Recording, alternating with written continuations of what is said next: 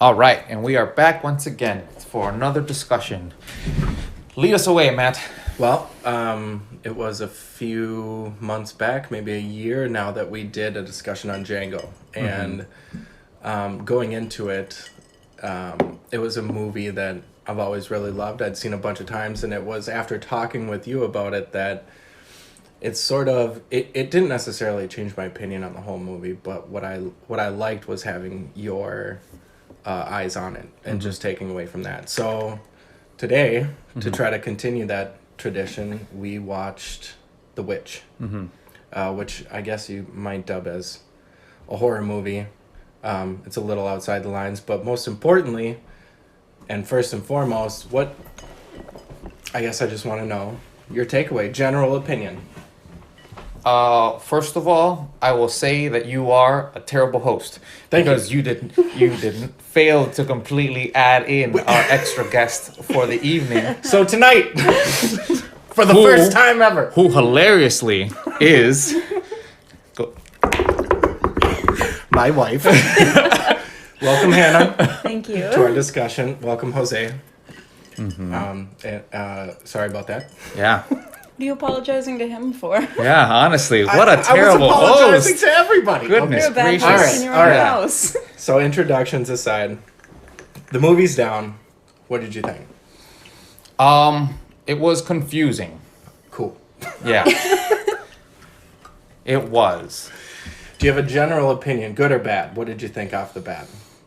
Is it a decent movie? Did you like it? Did you enjoy watching I it? thought it was a quality movie that left me, I guess, the right kind of confused because I'm not irked per se. That's the swirling feeling I have right now because it's it still kind of feels Very fresh fresh. inside my mind. Yeah. What is the aspect of the movie that you are finding confusing? Exactly how much of the supernatural angle is quote unquote real within the phenomenology of the actual movie? So this is one thing that I think I really like about this movie is the way that I've always viewed it is that it's super straightforward. It shows you the witch right away at the beginning of the movie. It says, here's a witch. It's a character in the movie. It's real.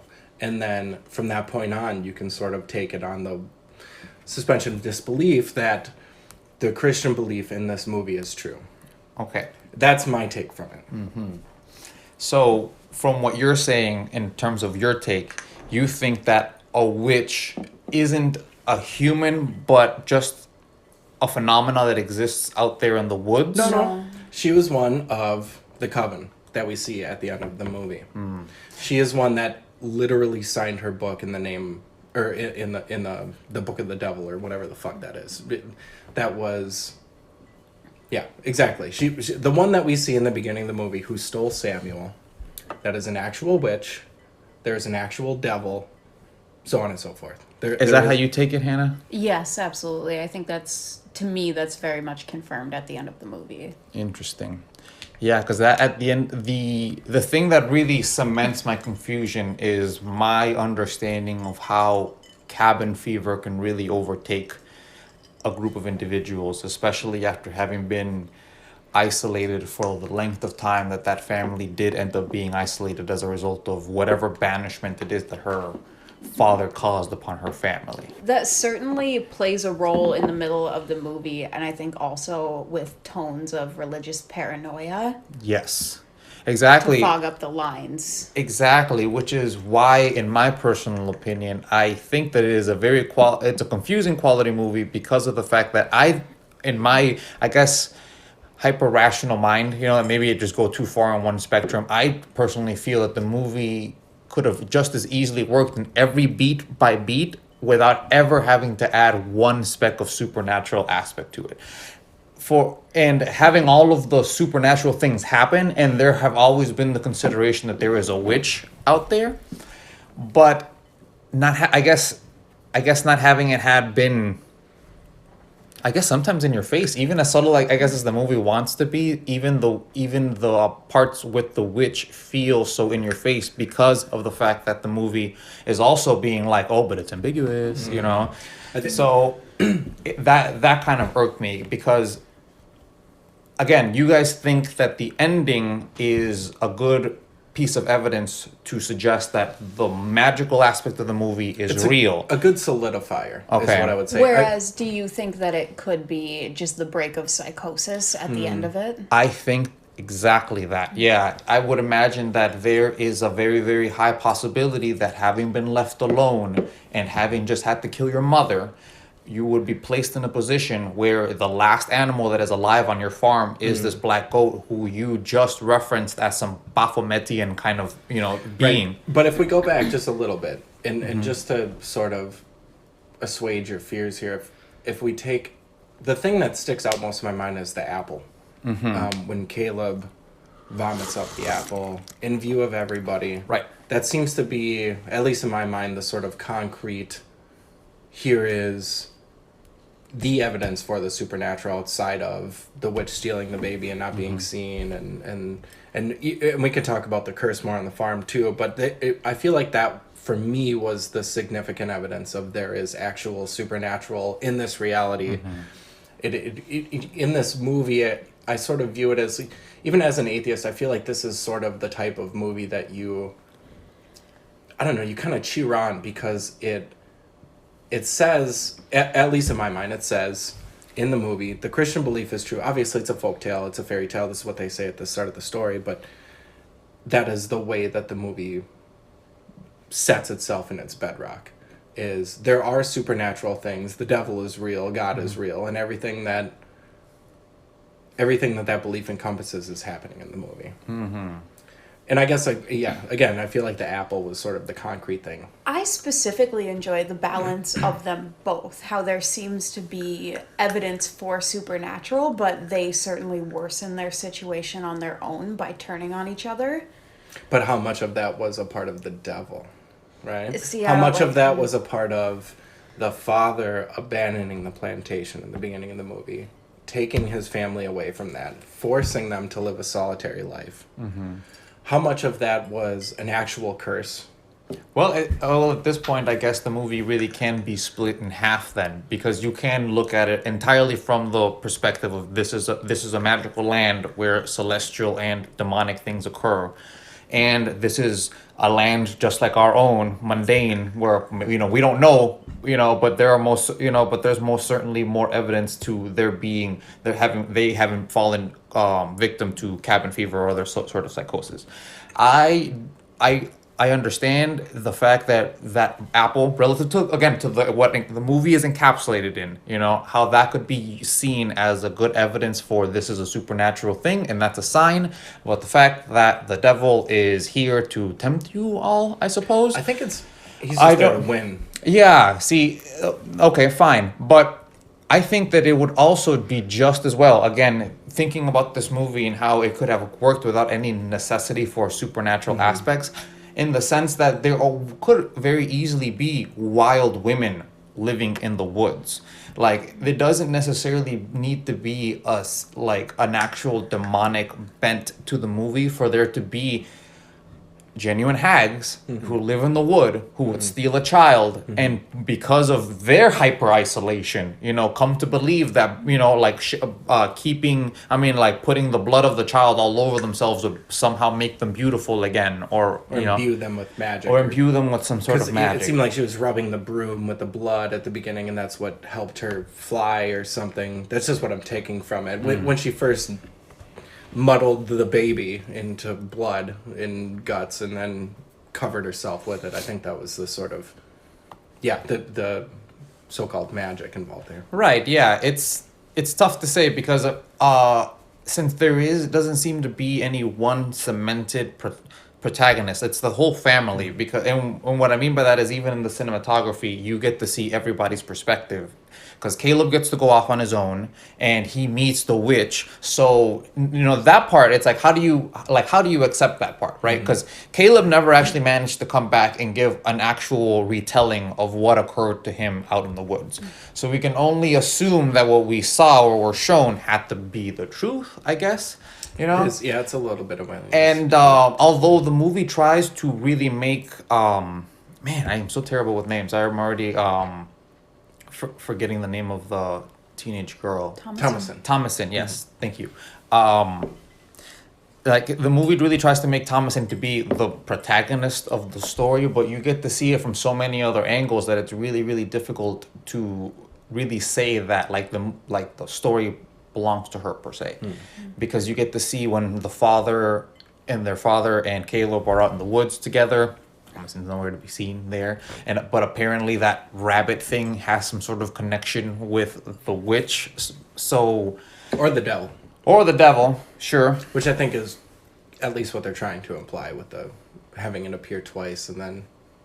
So yeah, so is the devil actively possessing animals? Is that what's happening? My whole, like, and maybe you can sort of give your piece here too, but my whole take on this is that, like, it's essentially if we're sticking to the fact that in this movie the Christian belief is true and real.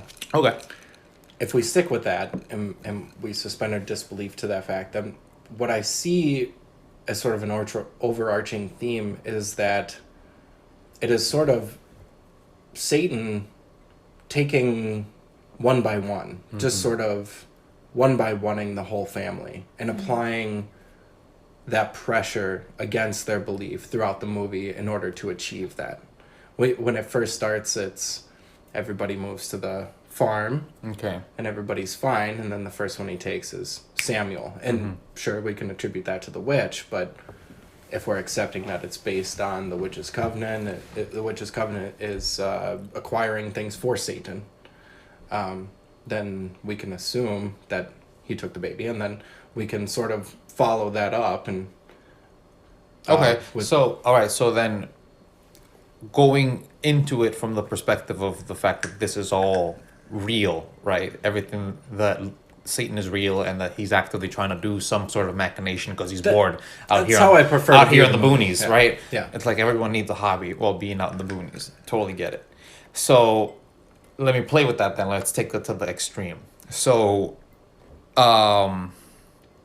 Satan has the witch take Samuel. The blood of the baby is powerful. Is powerful enough to allow the witch to become young again, and also do powers such as fly the broom. Saying everything's real, right? That everything is real. I would also imagine that the blood of the infant would also imbue Satan himself with the power to breach more than he was able to before. At which point his influence would probably be able to seep more.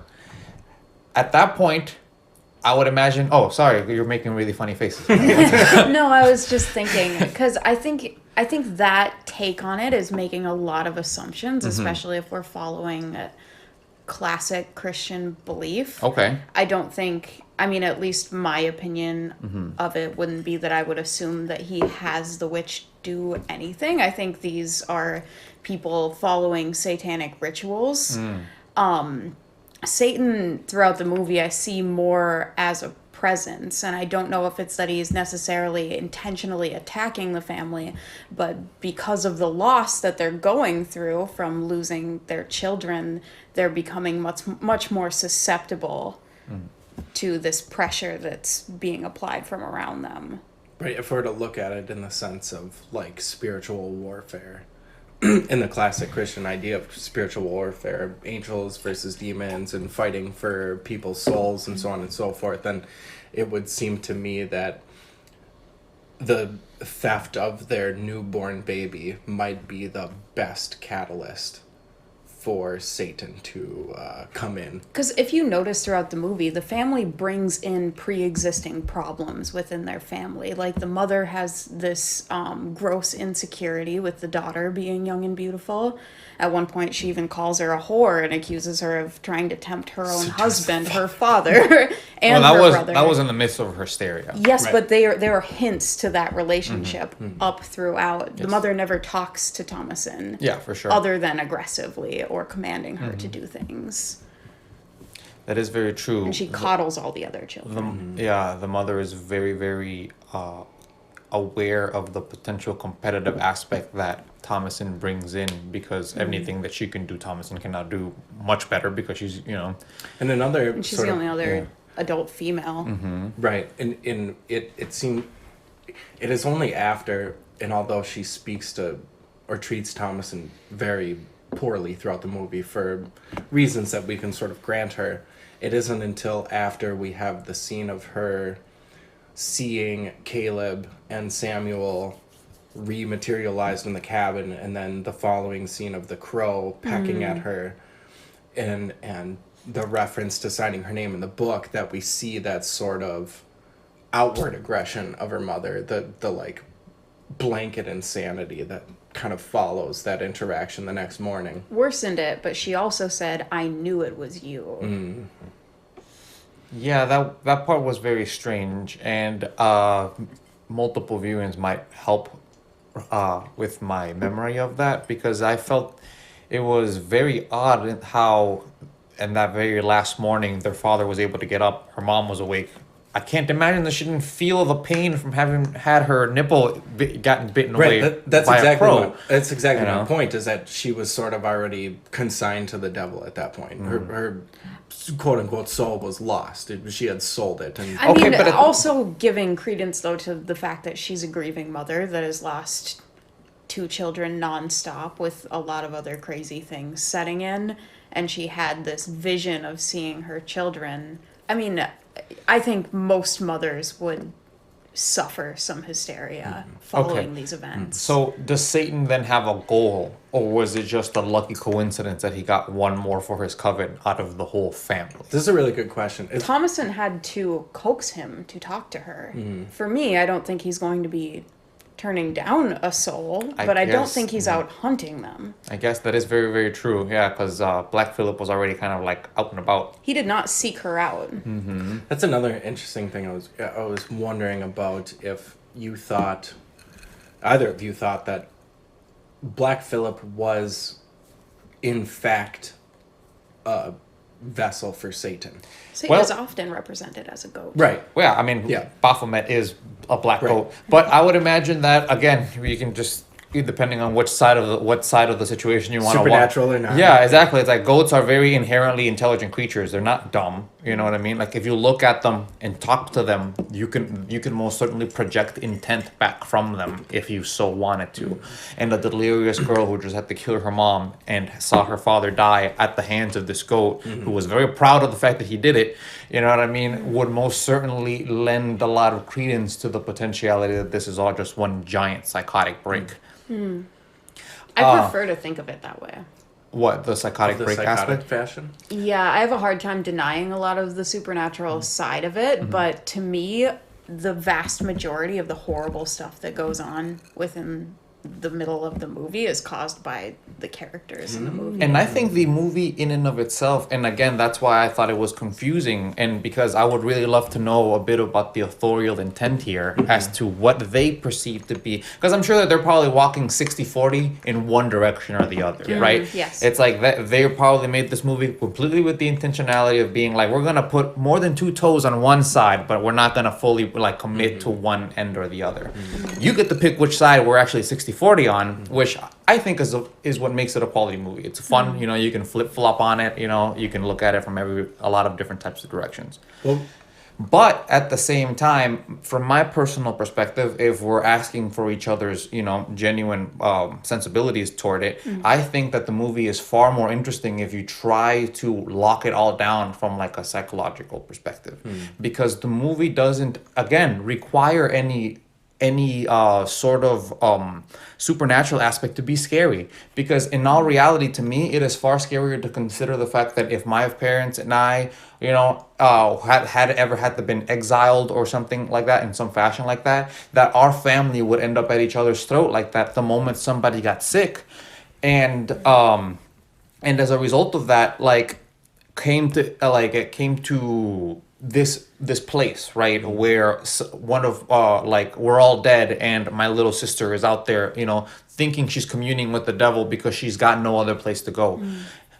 The plantation is a day away. She doesn't know how to get there. There is no horse. You know, there literally is no refuge outside of her own mind, and the fact that God has forsaken her family, pretty obvious from the scene around her. So because of that, who else is there to turn to but Satan in that sense? And I think that the end of the movie, in my mind, solidifies the psychotic break because she, along with these anonymous women, who apparently there are multiple of, there isn't just one witch. There's apparently a whole coven of them. Just float away into the ether, and so does she at the end of the movie. It that to me just kind of seems to be like her just giving away the last vestiges of her sanity and her becoming also one of these wild women who, although not genuinely demonically possessed or having actual satanic powers per se, would come to be like, yes, now I must rub infant blood on myself, you know, like, so. And that to me just feels far more interesting and way scarier because that, you know, that pokes into what TV tropes would call adult fear, you know. But there is absolutely no need for supernatural aspects because the mundane world is already scary enough. I agree with that. I really like that perspective of it. I still find myself thinking that it's a little bit of both because another perspective on that is when she's floating up into the sky, she's laughing like almost maniacally. And to me, I recognize hints of her being constantly suppressed and shoved down in the beginning. In the beginning, they film her doing confessions over petty things. And she's constantly being accused of being the witch and just constantly getting berated throughout the movie. And it's really the first piece of the movie that you see her being freed at all. So I also think in some ways it could be that as well. Because even if you take out that idea and you say there is supernatural involved, still same situation. She's still stranded out in the middle of nowhere with no horse, no family, in a very real way, even if it is or is not real. She still has no one to turn to except the goat in the barn. Right. And at the risk of being sold by her father to another plantation. Yeah. Yeah, she really didn't seem to have any choice in any particular way. Unfortunately, she's the most powerless character in the movie through the whole thing. And she just transitioned into womanhood because they make mention of the fact that she just got her period, which was the catalyst for her mother being like, well, gotta sell her off because I mean, She's worth money now. We can give her to somebody. And apparently the mother has some form of incestuous suspicion, you know, like, because that can't have come out of nowhere. Like, there had to have already been some inkling from the mom that or the dad. Huh? Or the dad. Of what?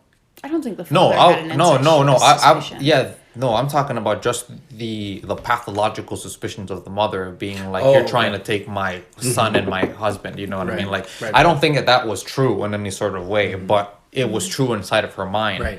And I would imagine that only hastened her desire to rid herself of Thomasin in that particular way.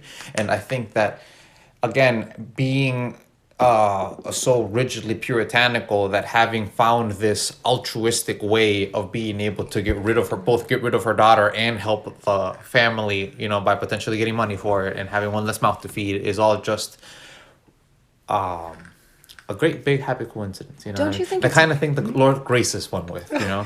Don't you think it's very strange that she's so hasty to sell off her daughter, but she's so incredibly grieved of the silver chalice that was also sold to benefit their family? I do not think so, because I believe that her mother really, really has been inscribed into like the patriarchal aspects of the society. Because whose silver cup was that? Her father's, if I'm not mistaken. That was, and she does, yeah. That was the last memento of her father, as far as she understands. And you know, in Christianity, I mean, like, it's a patriarchal system, just, you know, from both a celestial and a mundane world position. So she apologizes at one point for being a shrew to her husband, right after Caleb died. So yeah, I mean, and she obviously shows far more grievance to the fact that her that Caleb is actively dying than any sort of issue that Thomasin could have gone through. And the baby, they were both sons. Yeah, it's very, very true. Yeah, she was grieving for days upon days. So if the movie, if we're supposed to sort of take the way that you're thinking of Thomasin as the protagonist having the psychological break, how do we explore Caleb's I don't think. See, again, I think I already mentioned this, that I don't believe that Thomasin was the protagonist. The protagonist was the family and the dismantling of it. It just so happened that Thomasin was the last survivor of it and was overtaken either by the supernatural aspect of it or the psychosis, or it could have been a synthesis of both. And she was not the only one that you could say had a psychotic break. You could call Caleb's adventure a psychotic break, Totally. as could you the mother, as could you the father. He was weeping out by the barn and eating dirt. If you really want to go super duper materialist on it, like try to remove any sort of semblance of supernaturality to it, one could very easily say that the real catalyst of the whole supernatural aspect of it came from the bad harvest.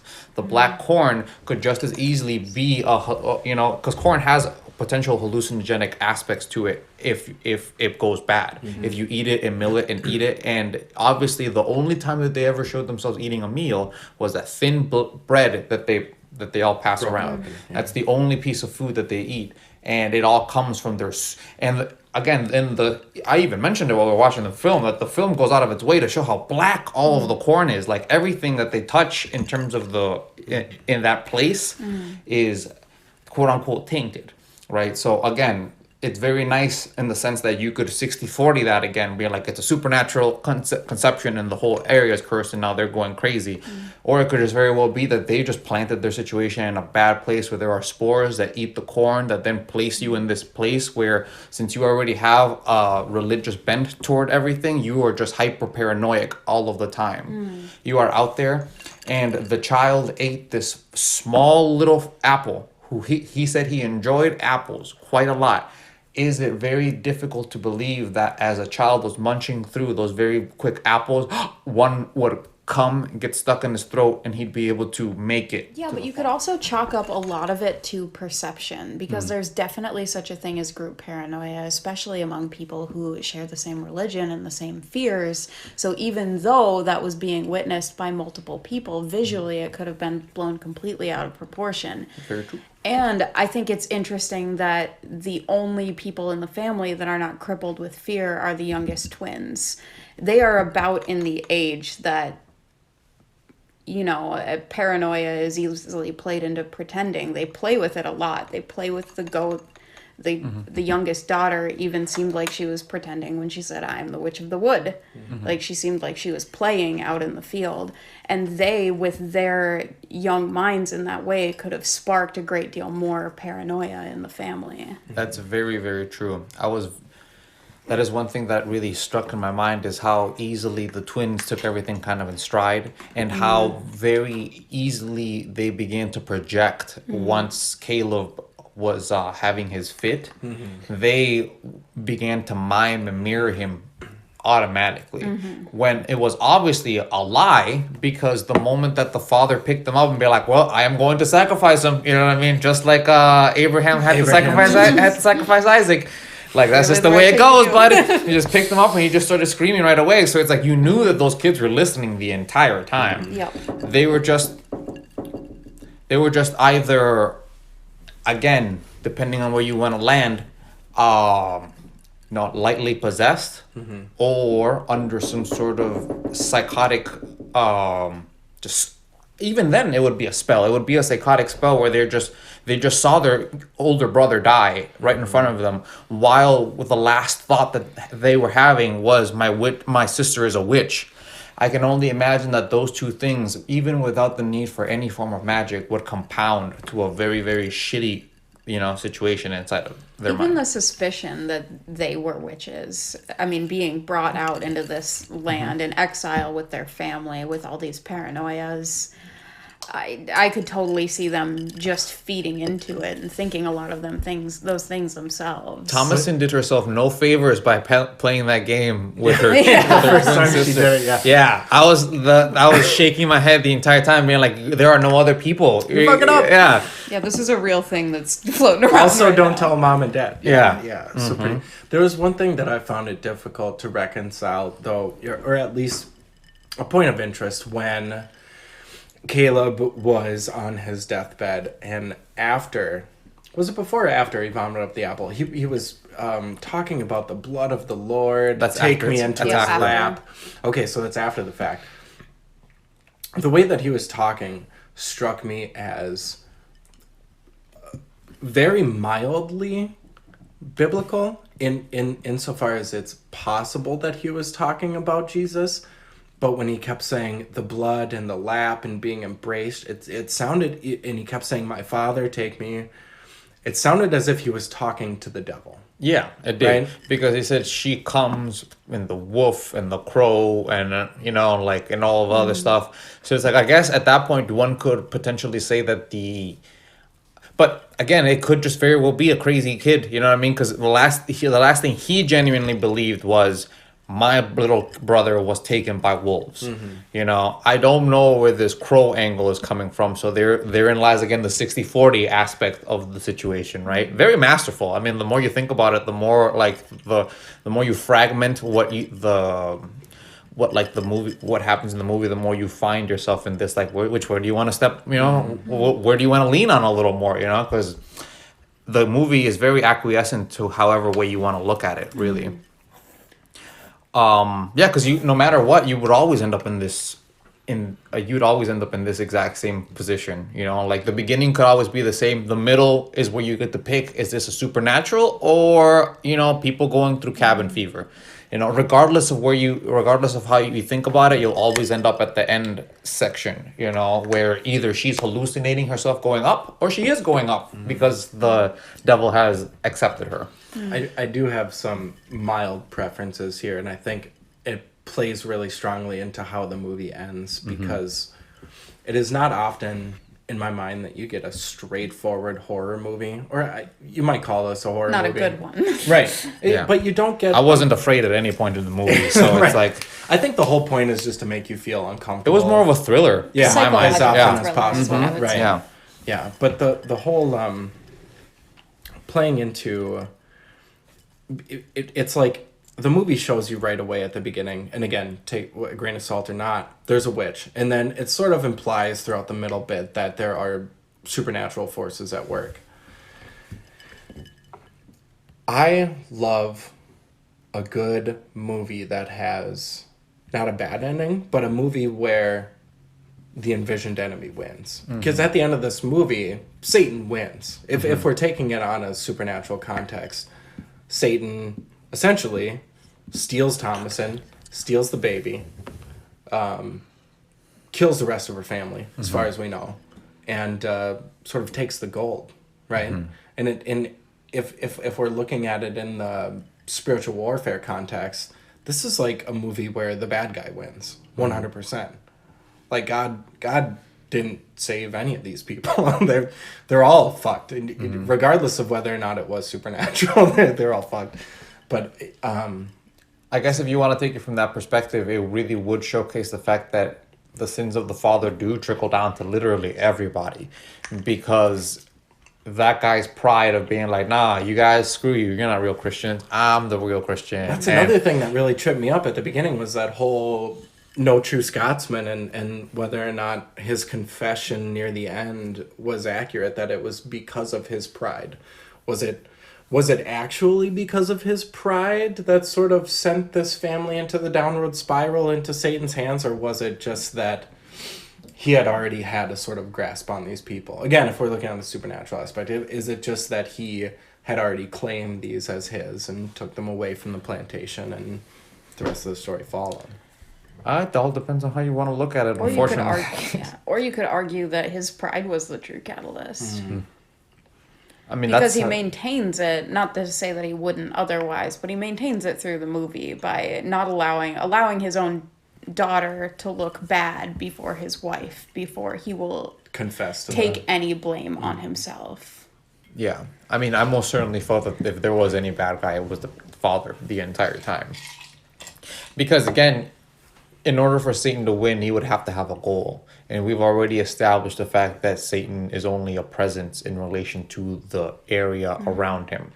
Like you can't win at just being, so it's like, so, and so in that aspect, because you said yourself, it's like Satan isn't telling the witches to go after the family. It's like, it's just like all of these things just seem to be like a series of unfortunate events that just come to be that Satan in this situation wins, if you want to look at it from that perspective, right? Yeah, like there just seems to. I guess I mean they really would have to be cursed at that point. Like, but what would have caused it? You know, is it? Probably leaving the plantation, the father's Yeah. pride. Yeah, I think that's sort of why they start the movie out like that. Is that it gives you a framework for how to view the penalties of Satan on the family or the curses. I don't even know that you can chalk any of that up to a curse. They were exiled and went out to an unfamiliar land and had a bad crop. That could be from a million different factors. But of course, with what we can assume for sure is that they would assume that it's a curse. Yeah, because all they did in terms of land surveying was one prayer. At the beginning. They're like, this looks good. usually Everyone works. kneel down real quick. Yeah, know? I mean, maybe the land, it looked like a swamp to me for the most part. Like what they referred to as a creek very much looked like a swamp to me. Yeah. So maybe it's just, The spores. yeah. I mean, corn is usually grown in fields. It's probably not a good environment for Well, it. also New England, because that's where the story takes place. They're probably close to the coast, and it's probably not the best environment to be growing corn in. Yeah. At least outside of the plantation on new soil and so on. But Yeah, and I don't think that we can make the assumption that there's a curse on their family right off of the bat. Okay, so again, so if there is no curse, then it's like, what part does Satan play in it? He just come in at the end and just swoop in that girl at the end. It's like, what is it all? Is it really just all a series of unfortunate events that at the end Satan's like, well, I mean, I guess, I mean, if you're just gonna want to give me your soul, I mean, Well, in the classic belief, it's more of like the earth is the devil's playground sort of a thing. I mean, I think that it's commonly believed that he takes advantage of like the weak-willed and weak-minded.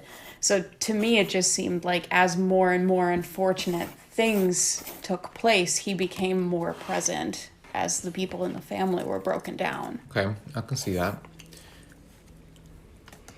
It would also, that would also explain God's impotence in the whole situation, because there most certainly doesn't feel like there's any help. Well, no, but even in common Christian belief, if bad things befall you, it's God's plan. So it's even Christians that are extremely devout don't often just expect God to help him. They're so forgiving of if he doesn't. Right, yeah, which I thought was actually one of the biggest things that caught my attention in terms of the movie, and how I, automatically begin to view it from the just cabin fever perspective of it, is the fact that they were already screwed from the beginning by the fact that they're so puritanical in their thinking, like because of you kind of reap what you sow in terms of the rigidity of your ethics, right? Because the father lied about selling the silver cup, and as a result of that lie, which was in all reality for a good cause, because he wasn't doing it to go buy alcohol or whatever, he was doing it because he wanted to actively continue feeding his family. Bad execution. Yeah, exactly. That it but that one lie inserted within the construct of their rigidity, always pours out either his wife being super pissed off at him, or his daughter calling him a hypocrite, or all of those things, because there is no means for them to be able to be, I guess, human in any sort of aspect, because to their, from the eyes of their children upward, although everyone says that they're, sinners and stuff like that, it's like, we're all supposed to be trying, right? And it's like, okay, my parents aren't even bothering to try all that hard, and they're like pinning their lies on me. It's like, and they still think that they're going to go to heaven, and they still bother to pray. So it's like, you would imagine that would just either trickle down to you becoming indifferent toward it, or make you already more hyper paranoid about the fact that, oh my God, like, we really do come from really, really bad stock. Like, we're all just really shitty people, and my parents are also shitty people, and two shitty people made me, and Yeah, I think you're touching on something very close to what it is right there. Is I think that Thomasin and Caleb do exactly that. Thomasin clearly becomes apathetic to it as she watches her father basically screw up time and time again and not step in on her behalf, whereas Caleb becomes hyper paranoid about it and starts demanding of his parents that they tell him if he's if his brother was damned and if he's damned. Mm-hmm. It all plays into this really sort of overarching scope of the theology involved in it. The idea of you are born broken, you're born sinful. Everything that you do throughout your entire life is going to be sinful. There's all these like weird pressures of that ideology that are placed on these kids, and we sort of see the reflections of that back as it plays forward, right? It's the insecurities, the Caleb's weird coming to manhood sexuality thing that's going on. I mean, really, I think if anything, it really showcases the shortcomings of having such a rigid structure of belief, because in that particular aspect, everyone is so absolutist in their way of thinking about themselves, where it's you're either striving to be a better person or you're just a piece of shit, right? So it's like those are the only two kind of ways of being. You can either be 0.5, you know, or you can be 0. And it seems like there are particular, you know, and all of society, everyone actively is pressuring upon each other that there are points where you cross the line, you know, and like now you're damned forever. And I can only imagine that at the end of the movie, once she had to actively kill her mom because her mom was going to kill her, she probably felt like she was in a position where she had crossed the line. And because you live in such an absolutist mentality of faith, you're like, well, I know that God's real, but he's obviously forsaken me. So all I can do now is go all in when it comes to being with the devil, you know? And that obviously is, that again is the shortcoming of the belief, because at that point you only sully yourself more, you know. If you were to take all of that stuff as in a very literalist sense, you would just wallow more, and to the point that you'd just cross more lines, you know, and just be taken further and further away. Well, I'm curious then, if we're to take the story on its face in the supernatural vein, if we take it that way, does the embodiment of Satan at the end of the movie strike you in any way? Is there anything about that because even if it was the case that it's a pure psychological break for Thomasin, what about the words that are spoken to her by Black Phillip or whomever that Satan character is in the background? What would lead a person to... I'm kind of losing it here. I won't say that I know exactly what you're thinking about, but I'll just take whatever the scraps you've already given me and say the fact that Take my scraps. there's already a good instance of projection happening in that scene, wherein she's actively asking Satan to take her because she doesn't want to really think anymore. It really would appear but she also wants to do it with a little bit of an impunity too, because she's like, I can't write my name on it, you know, like she is still within the position that like, sure, I'll become object, but I'm not going to subjectively put myself through it. But if it so happens that you pick up my arm and make me write my name, you know what I mean? Well, what happens? Stop. Yeah, what happens? What happens Please. next? You know what I mean? Will just, come to pass. Yeah, I think, Yeah. I mean, I agree with your statement there. I think that mentality even shows earlier that she's really, really, I don't want to say sick of, but exhausted of the whole situation and arguing about it and going back and forth. I found that when her mother was accusing her, she didn't do a lot of arguing back. Even when her mother pins her down and is hitting her, she keeps saying, I love you. Like, it sounded to me like she's pleading, like, why are we, like, we're family. Can we drop all of this?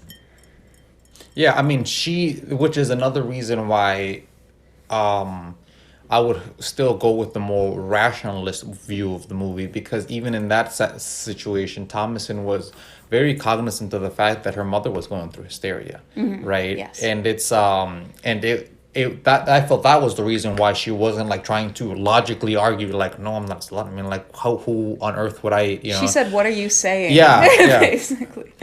Yeah, so it's like, so at that point, once she says that, you're like, well, obviously my mother has gone crazy. And I think that the movie within the cinematography again of the movie showcases that, because before her mom pins her down, she cries and she puts her forehead to each other in a very tender, and in any other sort of situation would be a tender moment because her father just died, right? But then right afterwards, her mom flips back into hysteria mode because she needs someone to blame. I think if anything, that really is the bigger arc of the movie, is the fact that they're always seeking somebody to pin the blame on each other, and it starts mundane. It starts with the father not allowing the mother to pin the blame on Thomasin, and then that slowly escalates to the point that, oh shit, now you don't even know, whether the devil's real or not, Well, don't they even assume at one point in the family with the poisoned crop that someone must be responsible in the family for that? I don't remember that part. That specifically, but I do remember the fact that that's one of the first mentions of the curse, right? Is the mother talking about the fact that She pins pride on the father. yeah, yeah, it's like, and one would have to agree, right? Again, from my perspective, the father is the bad guy. It's like he is the one that let Satan in his home by fulfilling what is supposedly the biggest of the 7 sins, which is pride. And then from there, everything just kind of descended downward from there. Right, there's Thomasin that said all you can do is chop wood. Right, which is, it seems to, at least, and we don't have any knowledge of them prior to them leaving the plantation, but I get the feeling or the sense that their father was maybe a preacher in the church and maybe said some things that the church did not agree with. What is it that gives you that impression? It doesn't seem that he has a trade. Yeah. The animal husbandry, the crop farm, he's not good at any of it. He's no blacksmith. All he can do is chop wood, right? I feel like it was that comment. And all he's really good at is instilling into his children, hey, learn these verses. Wherein another father would teach the practical aspects of their trade to their children. And then, we come together to pray at the end of the day.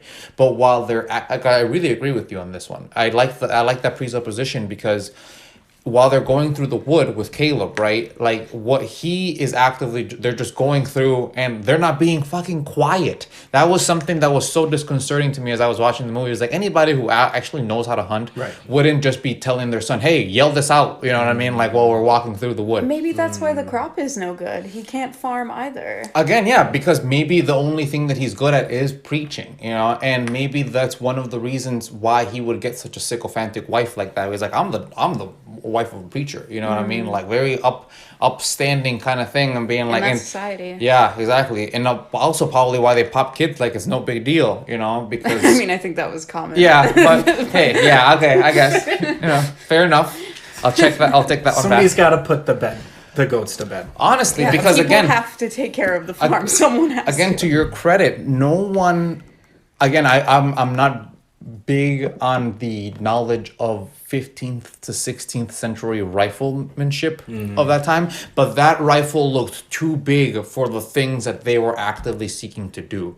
Well, I initially wanted to disagree with you when you said that, because I was kind of thinking, based on the timeline, trade, grow your own food, you don't necessarily need to be accumulating money if you know how to provide for yourself. But we do find in the family that they consistently fail to provide for themselves. Once separated from the plantation, it seems as if they have no recourse aside from hope that the wilderness will provide. Which makes it, especially suck that he separated his family from the plantation with this idea in his head that he can hack it. Yeah, pride itself, and he took a whole ton of people down with him as a result of that. Oh, he rested his family on that risk completely, and he wouldn't go back either. Yeah, that's something that the night before the witch shows up in the boarded up shed with the twins and Thomasin, and the night before he is mauled by Black Phillip is the night that he sort of confesses, quote unquote, his sins, right? His pride. And it's sort of the first, without actually him acknowledging it, it's sort of the first sense that we get in the movie of like, this is the reason all of these shitty things are happening to the family is because of the pride of the father leaving the plantation, deciding he can hack it on his own. He takes responsibility for the whole thing. Yeah. Well, see, I think that's actually one of the reasons why he ends up dying is because he doesn't take responsibility. Who does he say that to? He says that to the air. You know what I mean? Sure, he thinks he's saying it to God, but the people who really need to hear it are his family. Yeah. You know, he needs to unboard that barn and bring his children in and bring his grieving wife in, who is moments away from, if we're taking the supernatural angle, away from being actively possessed by the devil and having been signed away right before she dies. Yeah, he's not doing anything tangible. Yeah, exactly. He's just being like, oh my gosh, like I just realized that I'm a shitty person, but I don't want to tell nobody though. It's almost more prideful to, exactly. preach it alone. I will say though that I'm totally accepting the idea here that I could be wrong, but based on how close he was to the shed and how it wasn't terribly reinforced, I felt that he was out there expecting Thomasin to hear it, because wasn't that just before that she had made so many accusations of him? And I think to some degree, my impression was that he wanted her to know. But that's totally again, he lacks guessing. complete tact then, because just like he was super still can't wishy-washy. take it to her face. Yeah, he was so wishy-washy when it came to slowly dripping the truth about the silver chalice cup. If we were to take exactly what you're saying as truthful, he is only meeting them like maybe 10% of the way then. He's like, well, I'm not gonna unboard you because I still think you might be a witch, but I'm sorry, you know, like. That's one thing too, is he didn't take any action physically to help like he got paranoid and he locked up all the remaining children and he left it in God's hands, and he was like, save my children. Yeah, and then as a good piece of shit would, just goes to bed. He's just like he's just like, well, that was a good cry. That was a good night, children. All right. I actually heard, I don't remember where I read it, but I read a quote from somebody online one time years ago that's always stuck with me, that said that commonly people trick themselves into thinking that by feeling bad they have actually done something. Oh, of course, yeah. Yeah, I mean, because a whole ton of the conception of the fact that you can self-penitent or do self-confession on yourself kind of thing. Yourself. Yeah, is essentially that's one of those big reasons I've always found why, you know, like Catholics use, you know what I mean, to like instantiate what they believe. It's like, you know, you can't just do that, you know what I mean, like you can't just go into a room. You can forgive each other. Yeah, exactly. But like, yeah, it's like, you know, like, no, you need to be real and like say it to somebody who you know has authority and who you would be afraid to say this to, but you're going to say it anyways, you know. And in this situation, the people who would have moral authority would be his children, because they have actively done nothing wrong, even if we were to want to believe that any of them were possessed. And the people who were wronged. Yeah, even his wife. His wife was actively in there being molested as a result of his inability to be able to go, you know, round them all up together, you know, and so be like, keep an eye on his own family. Yeah, exactly. And then I think, if anything, Lucifer could, in that position, be looked more like as he would in the Book of Job, which is referenced in this movie, where he isn't exactly an evil creature, but he is more a creature of like dispensing of almost a type of justice, where he's like, I'm going to test you, and if you fail, well, I'm just going to take you. In the same way that supposedly Job was always on the line, but he managed to be able to pull through. This father, being Job, did not pull through, because the very next day, where he was supposed to have had, let's say, this epiphany, you know, wherein he brings everybody together, he decides, no, I'm just gonna go to bed, you know. Next morning he wakes up with a molested wife, destroyed cattle, and 2 dead twins, and or missing anyway. Yeah, and the avatar of Satan himself ramming him through the side in the same way that wasn't Jesus killed with that spear, you know, right through the side. Right through the side. Interesting, yeah.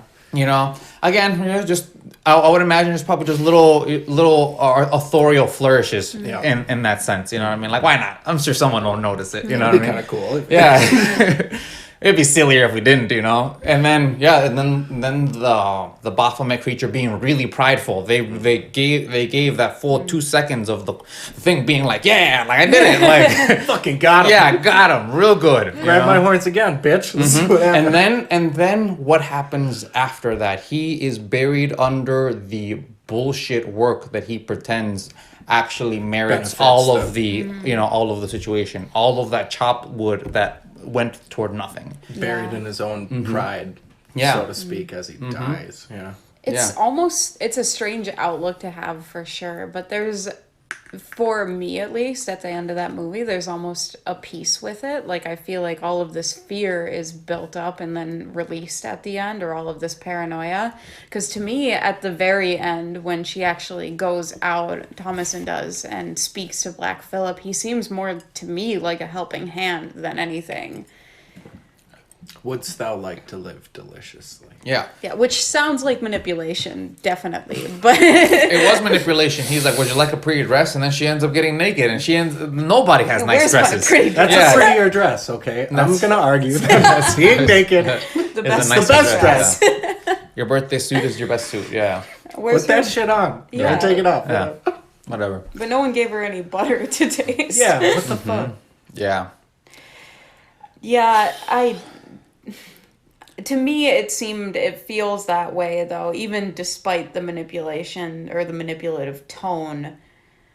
She went out there and asked for it. And again, if we want to look at it from the Maybe he was just fully, telling her what he could offer her or what it will feel like. or if we're looking at it from the fully rationalist perspective again, that is the only thing that persona inside of her mind could whisper. What does this little girl know? Well, she knows that butter tastes good. She used to live in a She likes plantation, pretty dresses and that was really and- nice. Yeah, and well, what do girls her age like? Well, they like pretty dresses. Well, But- what would a Luciferian creature sound like?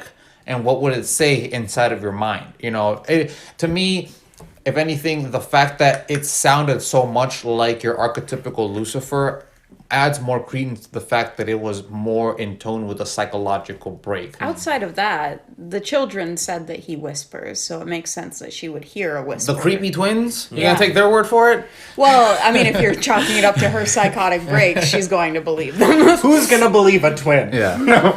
Let alone two of them. Like you were saying, in I was the middle more of that along the movie. line of who's going to believe a 6-year-old. Yeah, that's a little more accurate. Yeah, those twins are creepy. You know, like They seem like the same person dressed differently. Yeah, honestly, I can only imagine that having those type of kids around, again, looking at it from, there's no curse, there's no Satan, there's no nothing, right? Only your paranoia and the things you've been taught, right? That, like, having a double voice about things like that, and such a childish double voice, can fuck with you really, really bad, right? Because you're listening to that Black Phillip song on repeat double time all of the time, because that's the only song that plays on that farm. No one else sings. It's you know? the same thing, though, as, I mean, I see humorous posts online all the time of people talking about things their children said to them that are utterly terrifying just because it's something that, you know, was in their brain or They come they up, yeah. interpreted it incorrectly or whatever else.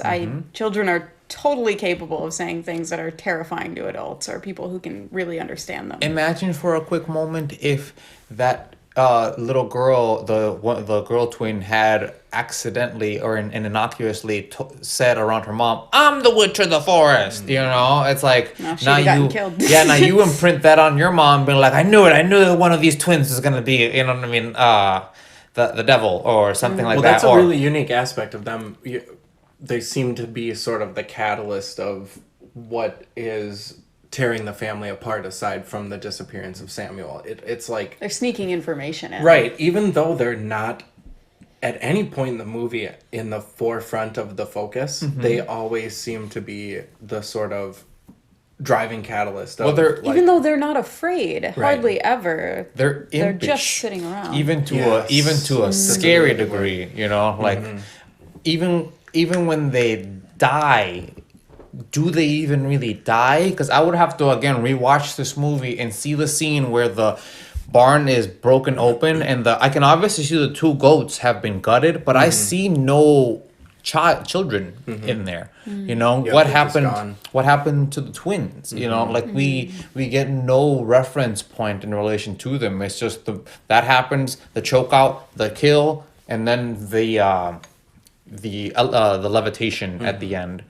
And to my mind, it could very well be that if you again want to look at it from a super satanic aspect, that I the do. fucking twins could very well easily be some sort of emissary of Satan, where it's like, haha, like these two imps managed to be able to infiltrate your home and sow the seeds of doubt to the degree that like, haha, like we won. You know what I mean? We won. I think Yeah, we we can did all. our work and now we're gone. Yeah, we're now Right. gone. Yeah. Strange, isn't it, though, that Black Phillip is still there the next morning and Thomasin is still there. Nobody talks about what actually happened that night in that shed, but if they were just children, they wouldn't have left. They'd have come to the door of the house. Honest, and on top of Where are that, they going to go? on top of that, where was Thomasin when that witch was drinking out of the goat? Yeah, she was in there. Yeah. That's always bothered me from the moment that scene happened, because supposedly that witch laughs really hard, right? Like it's that laugh is the punctuating aspect that apparently you would imagine that at that point she pounces on. If we want to think that the twins are actually dead, she would have to have at that point pounced on the kids and done something to them, right? Or maybe the witch is the kids. Well, also she has magic. If it's the Because it was a supernatural, bard then she. in- But again, shed. but listen, impossible only because those goats are both cut prior to. Right. Beforehand, the goat is still very much alive and she's just drinking out of the goat.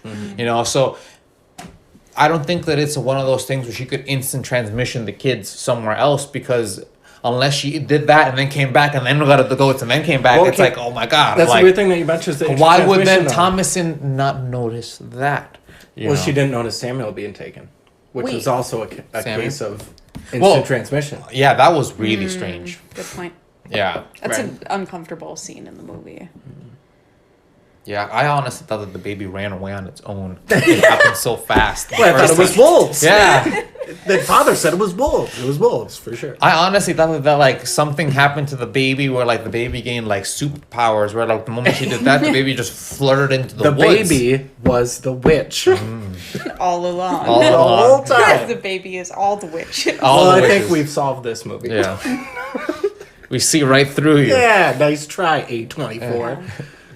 I do really feel though that my opinion on it is it's not here or there. I think it's more nuanced. Like I think some things heavily indicate supernatural in a way that makes it seem more likely that it's supernatural, but I also think a lot of it is psychosis. Like it purposefully walks the line, sort of. I think if they Right, like Jose was saying, yeah. Yeah, and I think when they play together so cohesively, it creates a really interesting movie. There's a lot more dissonance that you have to deal with as the viewer to sort of trek through that mud as you're Yeah, watching it. because if you pull them up one by one and you look at each one individually, there are some that I'm like 100% these people are going crazy and that's what's going on here, and then there's other ones that I'm like 100% this is like a supernatural thing. And I think my take on it is that like the supernatural side of it ramps up at the end, but Yeah. I think for the most part it's the family.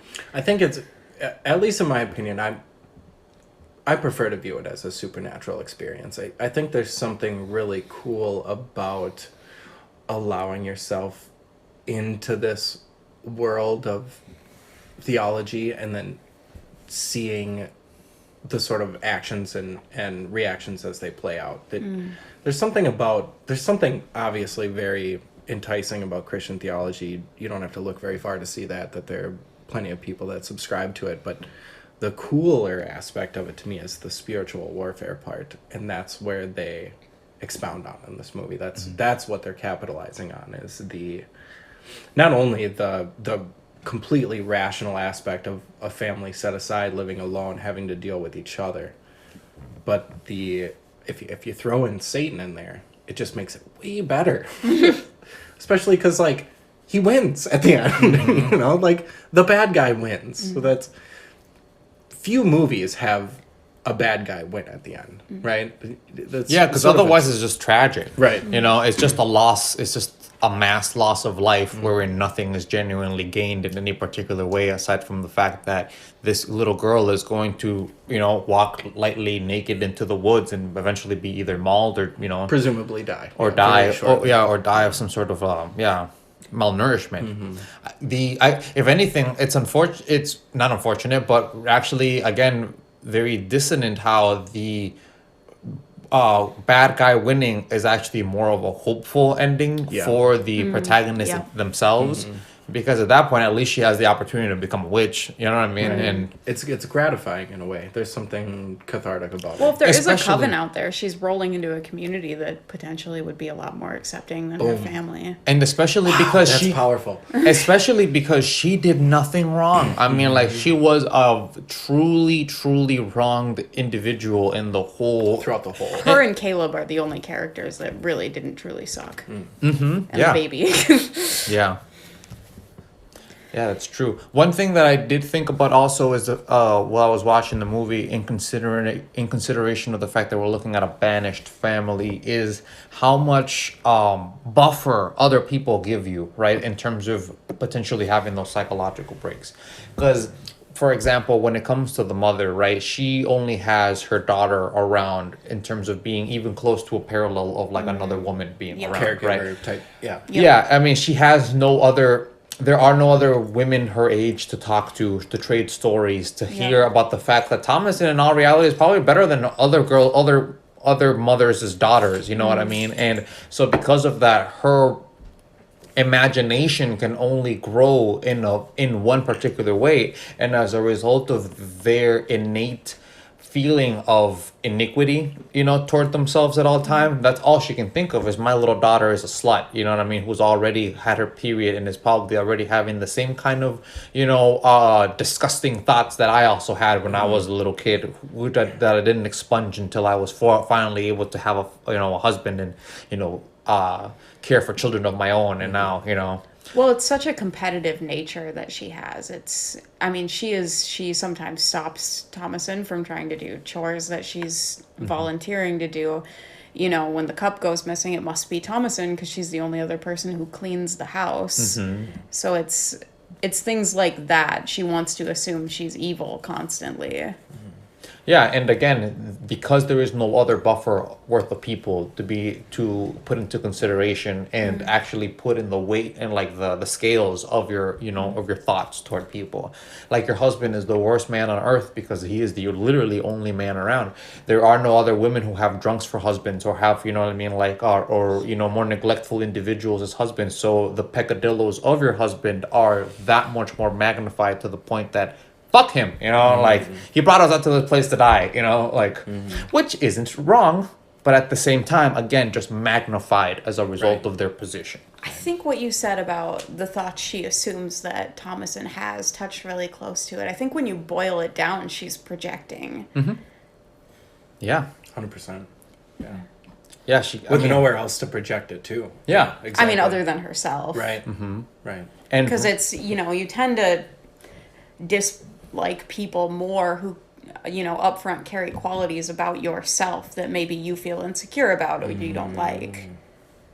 well, yeah, I mean, your double is always an antagonist because they can take your place. You're no longer as unique as you once were because here is this other individual with your qualities. Oh, and they're new too. So, oh goodness, you know, like, that's a whole bunch of stuff. Yep, and she's assuming that she has her own flaws.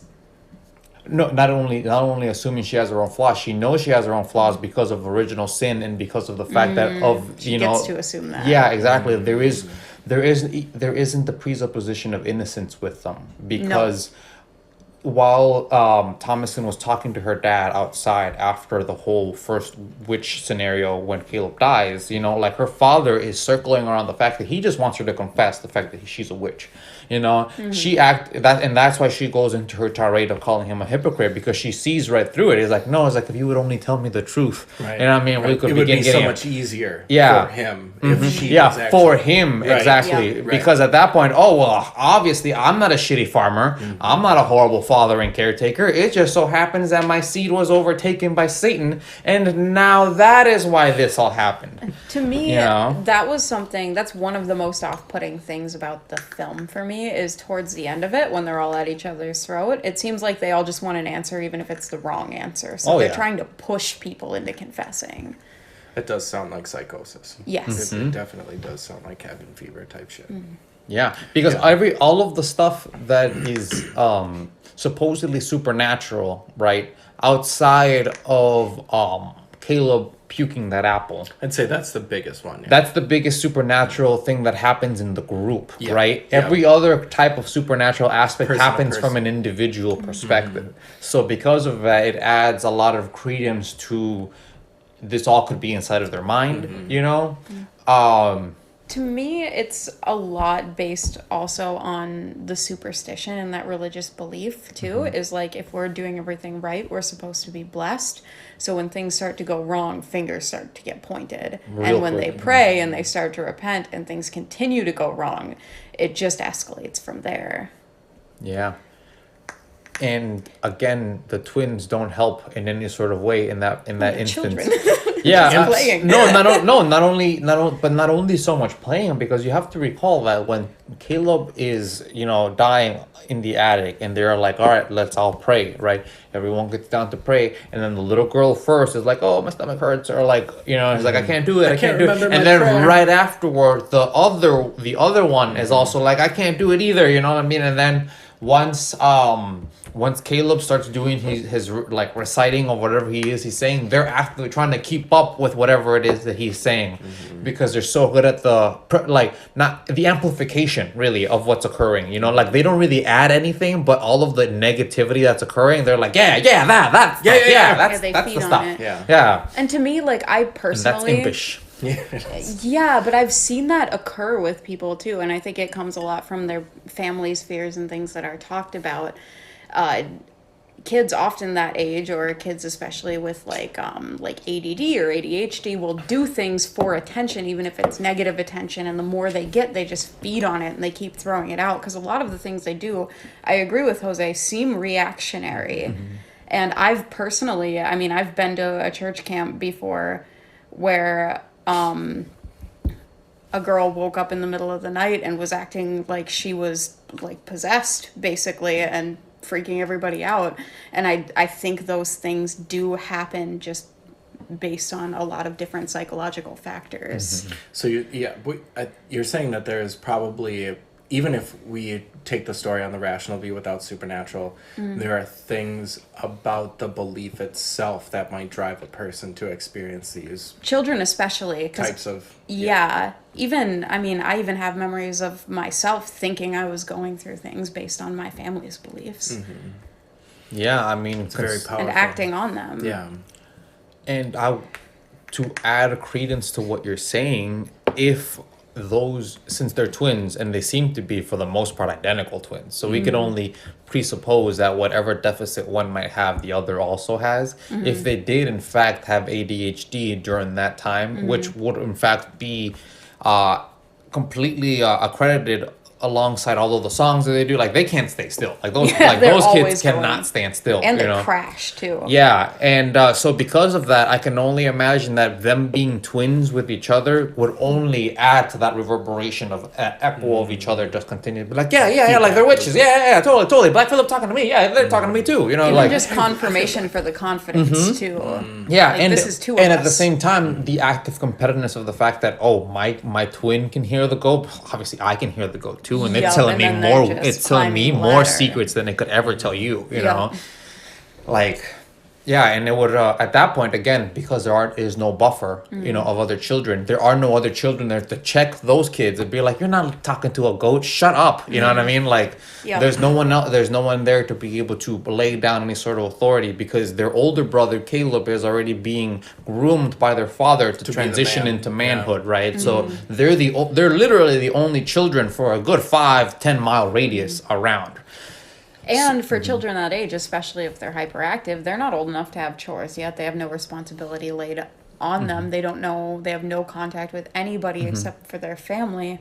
They're bored Yeah. too. And They're filling the space. Their level of susceptibility must also just be astronomical too, Much, which much higher, which, yeah. which again they're only lonely. adds credence to Thomasin's mistake of having teased her You're feeding her him. sister in that way, because she's like, what like, Which is wild because that's something that's always tripped me up about the movie, is if they were witches all along, she would know if Thomasin was right about that or if she was just playing, wouldn't she?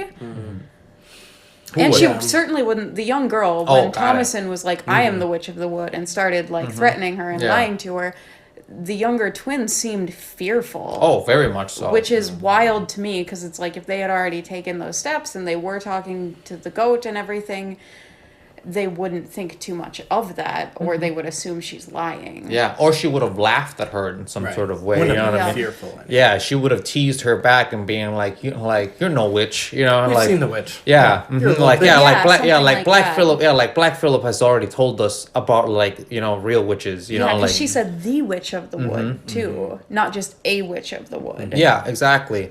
So I can only again imagine that with that thematic consideration already inside of Thomasin's head when she's walking into the woods, she's expecting to find a coven of naked ladies out there because that is the only thing her teenage mind could consider as what witches would be doing out in the woods. In that time, yeah. Because they say dancing with the devil. That's Right. a paranoia that's already Yeah. in still. Well, and it's not as if the idea of a coven of witches is alien to these people living in New No. England at this No. time. This is definitely a prevalent thought in the and a fear, I'm sure. Yes, exactly. Yeah, a very prevalent one, especially in this time period, because they were talking about having sailed from England to New England. Right, she was mentioning like glass windows in their old home in England, and now they're in Puritan New England at the start of America, before America was America. These were definitely, I mean, Salem witch trials, everything prior to that, everything prior to the Enlightenment period, maybe. Well, and if you want to think about it from outside a Christian perspective, right, and just say that perhaps it is just spirits inhabiting the world, I don't know how much you guys know about Dionysus, the Greek god of pleasure and also kind of carnage. He's like that Dionysus is a crazy god in Greek mythology.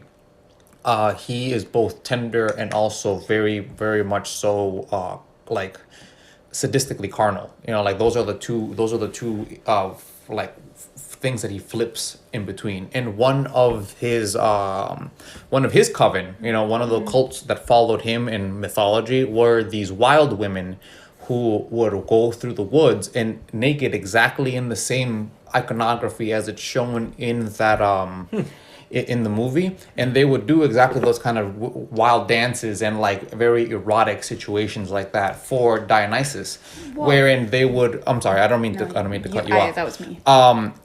Wherein they would either ensnare men into their situation and like have sex with them in order to get impregnated and like have more of like their kind, or just straight eat them.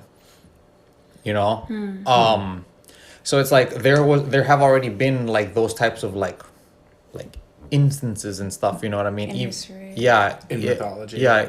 In mythology, and like even outside of, like, because if we're thinking about the theology is real, it's like how much more things are real then at that point, right? It's like, because Christianity has only been around 2,000 years, it's like how many of the Greek myths were also real then in this world if there's these supernatural aspects, and there's just this amorphous ether that will take on whatever personification you want to give it of either Jehovah the God and Satan the devil, you know what I mean, or whatever, other thing.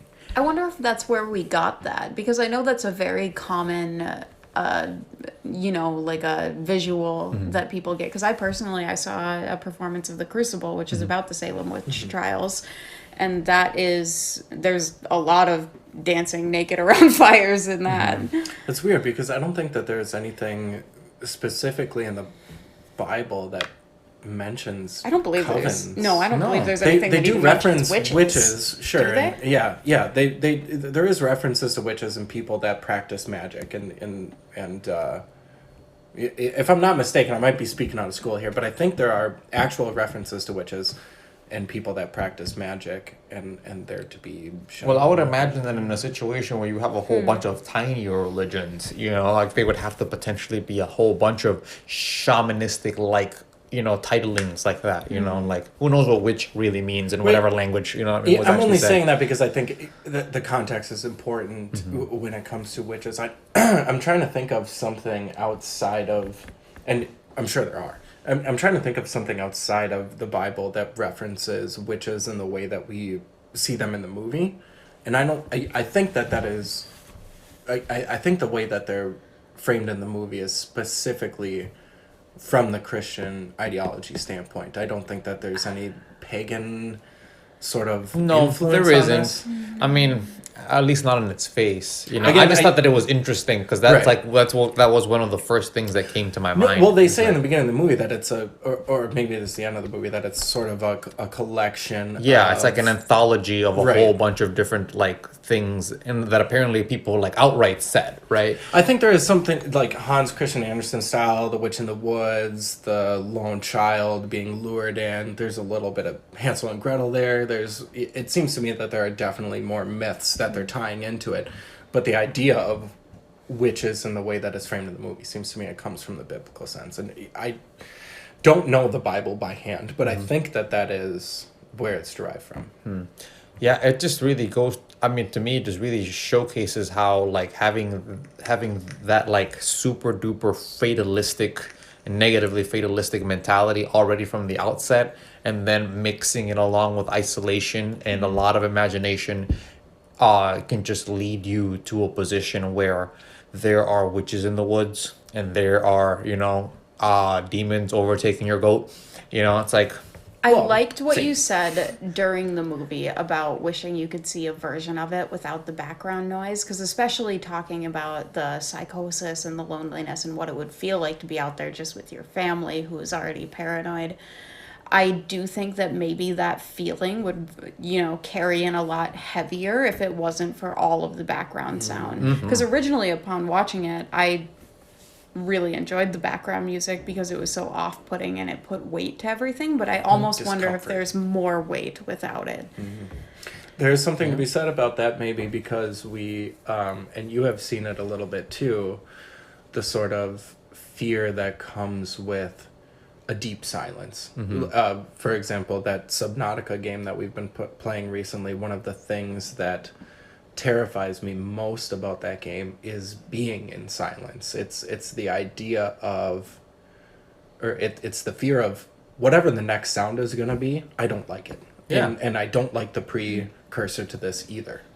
And it's that terror that creates it. So I get what you're saying about the silence. Well, the silence is sensory deprivation in that aspect, and when you're deprived, your imagination will overtake Yes. it automatically. The universe hates a vacuum, even in the abstract.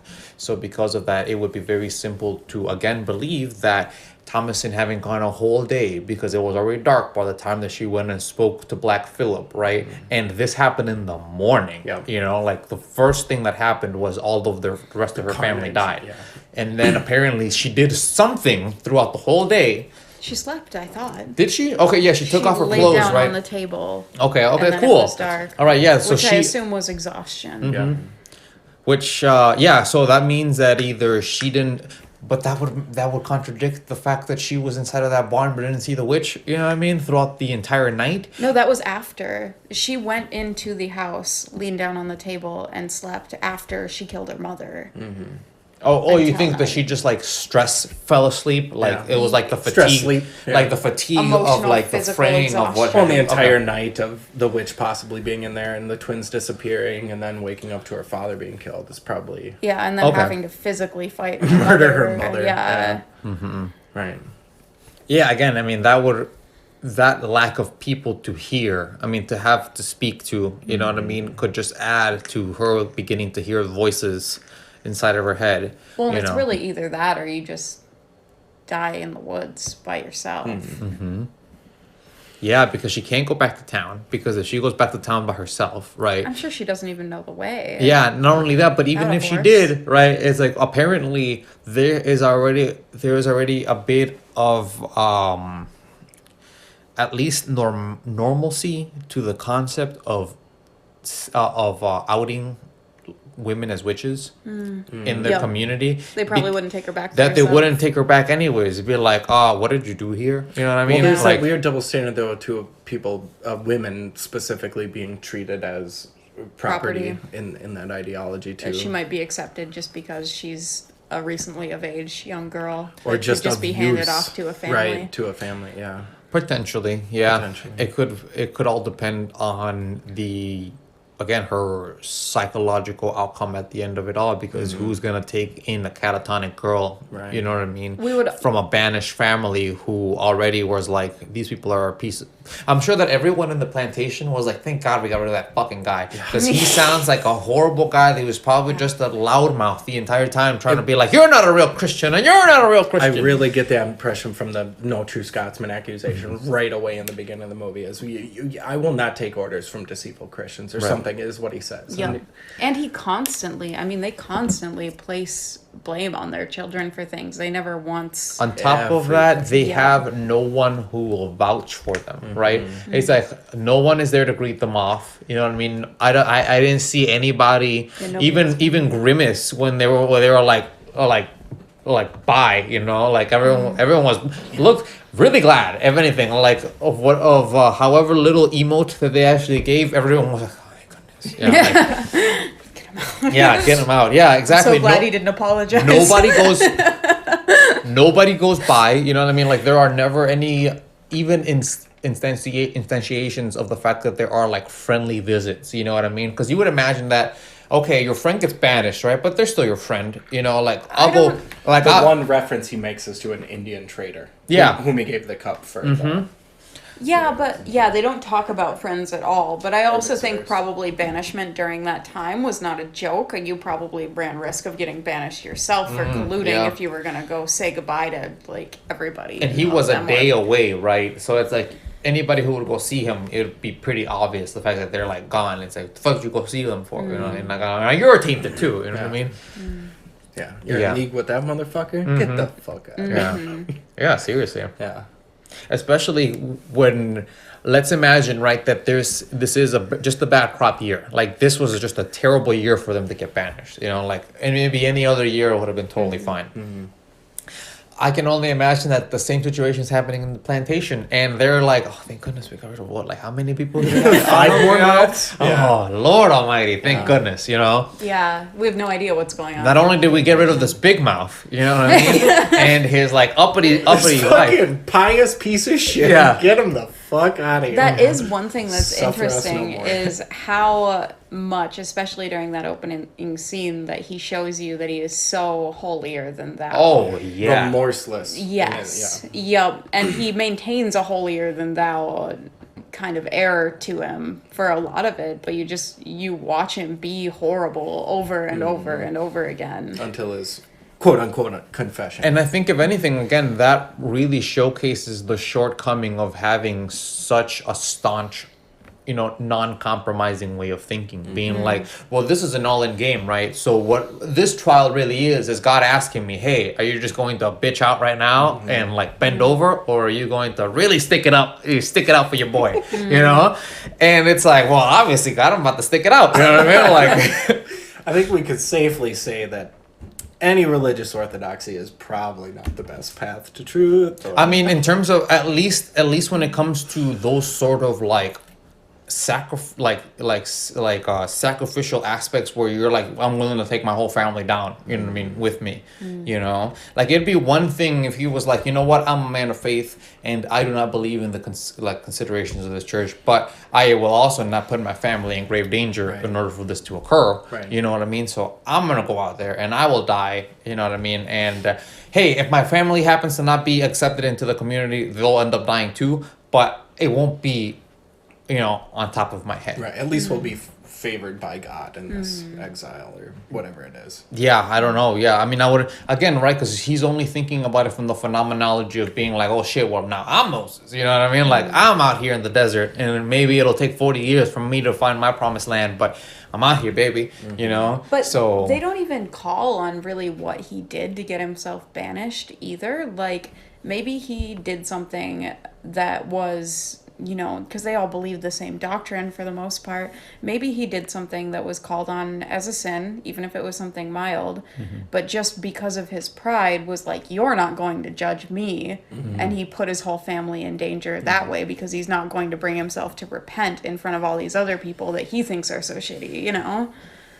I actually like the ambiguity about that beginning more than anything else, right? Because you can feel that it can really go in any sort of direction because that guy will use that defense like that, right? Maybe he cheated on his wife and that's the basis of all of her weird Goddamn. insecurities.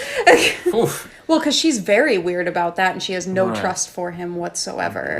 And that seems very clear to me throughout the movie. I'm not saying that that's what happened, but I think it's worth considering based on their dynamic. It could very well be, yeah. I mean, there is nothing that puts the father in a good light about this entire movie. Not a thing, you know. Have at him. Yeah, honestly, if anything, the only kind of good scene that he had was when he like knelt Caleb down when he was asking him if he's gonna end up going to hell and being like, listen, I don't know, and neither does anybody else, you know. So it's like all we can really do is just kind of keep hedging our bets, you know what I mean, toward one way or the other.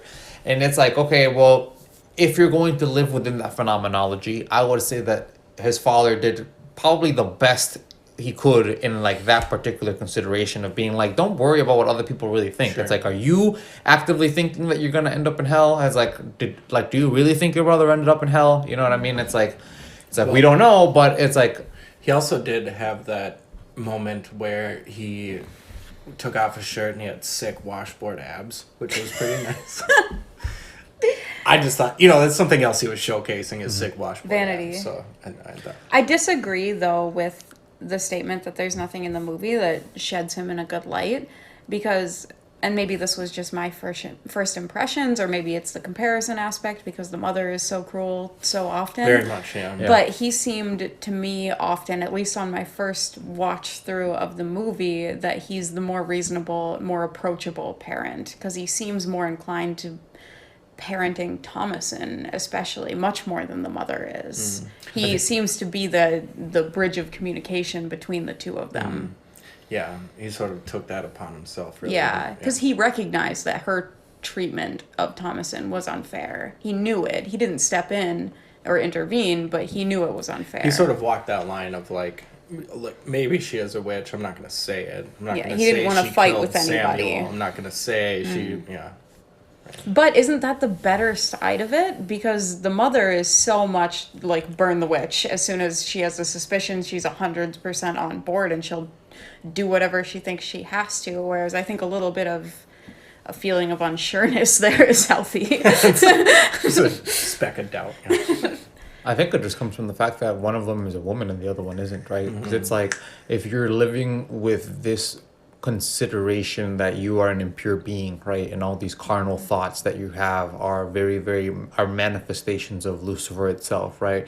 The mother is far more privy to the kind of thoughts that a pubescent girl is going through at that time, and again, like because of her own personal reference, I mean, she apparently has a very good memory. She remembers her time in England. She remembers her time as a little girl. You know what I mean? She has very fond memories of her father through the silver chalice. So I could only imagine that all of that can couple to having a very high hostility to what her daughter is actively going through. But the father doesn't treat Caleb like that. He welcomes him coming into manhood. And that's because then that is because of a very well-known fact that men have no genuine line between manhood and childhood. Men are, for the most part, as it's shown in the movie through Father and Caleb, taught how to be men, while women go through a genuine shift, right? Yeah. If we're looking at it from the classical perspectives that the movie is instantiating, you know what I mean? There's like, no line of the moment, there isn't a big lesson that you're gonna learn. It's just that God has decided that, pow, you're a woman now, you know what I mean? So because of that, you now have these thoughts that, again, her mother is very privy to, understanding and having. And especially during this time frame, the belief was very, very common that like women are evil, basically, or are a root of a lot of evil because of the Adam and Eve story, and especially worsened by the witch paranoia during this time. Not only do men and women have original sin, but goddamn do women have extra sin because of extra pain of birth. And, yeah, exactly. So I mean, I would only imagine that all of that couples inside of her head very easily to just be like, well, goddamn it, you know, my Thomasin is a witch, you know. Yeah, and the only other people she has is the children, and they don't have enough. And because of the fact that they're twins, I think that really messes with the mom's ability to be able to depersonalize them, right? Because they're both, I get, essentially one unit. Like they come together in one unit. So because of that, like there really aren't three people in the farm with them, right? It's like they're Thomasin. Like after Caleb's dead, it's Thomasin and the twins, you know. And I think she wouldn't treat the female and the twins that way either, just because they are children. Yeah, still children. Yeah, you see either one of them as a man or a woman, or they're just children. And it's actually, to add to your point, is the fact that the mom, as rigid as she is about everything, and she seems like such a hard ass about everything, she is so acquiescent to the children being annoying with those songs. Like you would imagine that those songs would grind her gears after having heard them so many times. But while Thomasin is trying to actively tell Mercy to be quiet and help her out, even the mom chides Thomasin for being like, what are you doing, Yeah. It's weird because I see that as a theme outside of the songs in the movie, is that for all of the children in the family except for Thomasin, her children can do no wrong. Like, she got in the grave with Caleb and laid with him in there while, in the same hour that she was willing to sell Thomasin Even off. though she believed that he was genuinely witched. Yup, and she grieved the baby for days. She saw no wrong in the twins pretty much ever, not even just being annoying, which all children that age are from time to time. Especially twins, because I think we can all agree that twins are evil and are Satan's children.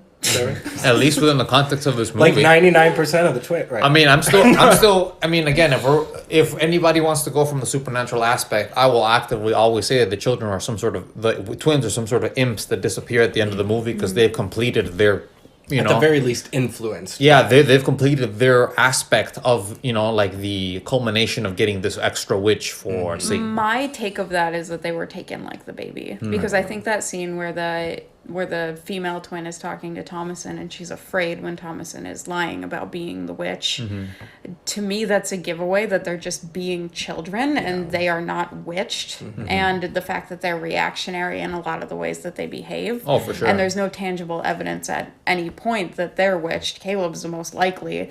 And the fact that they just went missing, to me, the most logical explanation is that they went missing the same way that the baby did, especially since we know that there was a witch in the barn that night. Right. Yeah. I mean, they could have just gotten swept up. And they were crying when they got locked in that shed, which strikes me. Were they? as I mean, just they were just holding each other with Black Phillip behind when him. he was nailing it, they were screaming. Oh, right. And Yeah. crying. Okay. Yeah. Afterwards, they were all calm and tired and everything. But yeah, like as you say, the fact that they disappeared at the end of the movie should at least lead us to maybe the assumption that even though they weren't unbaptized like Samuel was, that they might have been taken by the witch for more scrupulous things. I don't think witches try to figure out if you're baptized before they make you into paste. I don't think they care if it's a Satanistic ritual. I mean, Yeah, that's true. I don't know. I don't know if Satan likes unbaptized babies. I don't or know. not. And I I mean- would say that a lot of Christian doctrine also doesn't dictate that you're not saved if you're baptized or Right. vice versa. Right. Some of it does. Some of it. But I mean, certainly not the faith that I grew up in. Didn't matter. It was more so a step that you should take. If there's anything to be said about what I'm taking away from this is that the strict orthodoxy of this ideology can only lead to bad things happening. Whether or Worsening not the Satan is situation. involved, yeah, it all seems to really bring the situation down. I honestly do believe that the biggest killer in this movie is hubris. You know, Oh, like huge. at the end of the day, it really is all hubris, because I'm just continuously thinking about what you said about the fact that this guy's a preacher that doesn't know anything that he's doing, because of the fact that he is willing to blunderbuss, almost blast a little rabbit at the beginning of the movie and think that's a wise choice. That is a gentleman who doesn't understand exactly how that kind of gun will affect the Right. pelt of the animal that he's actively trying to almost kill. as if he's never shot Like, it before. and the movie gives you extra evidence of that because it backfires and shoots him in the eye. I was amazed that the whole rest of the movie didn't actively have that be like something that messed with him. You know what I mean? Like he could only see like halfway, because again, like he's already. I think if anything that would have been great, because it could have been a symbolic instance of him being like a blind king, you know, like already trying to lead other people. You know what I mean? And He's he already gets- been shot in half. You know what I mean? I also think that his like showboating, like how you be a man and trying to drag Caleb around with him directly put Caleb in danger, even though he's only a child, because he felt like he needed to fill this role and Yeah. almost immediately endangered himself as soon as that was put on him, because he has to be a man of the family and Right. he has to protect his family. It really does showcase the fact that those kind of patriarchal conceptions are toxic from top to bottom, because the moment that he realized that his sister was going to get sold off, he's like, well, as the man of the family, I gotta go do something about this. Yeah. You know what I mean? And it just made everything so much worse, you know, like. Yeah, again, it's like one could only imagine that if they had just, you know, gone through the night, and maybe the father would have woken up and be like, we don't need this. We don't need to take Thomasin anywhere. You know what I mean? Like that was just my wife just, again, being hysterical, you know, Yep. as we were speaking. Once again. Yeah.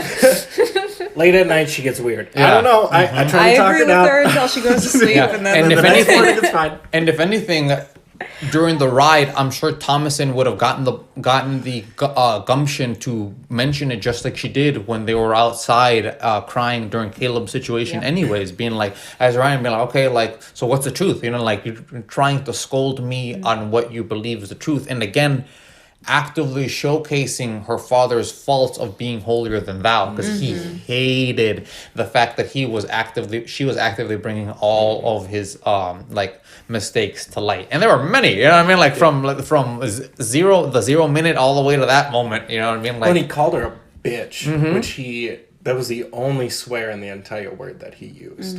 And it was during that moment. Which, yeah, lends credence to what you were saying, exactly.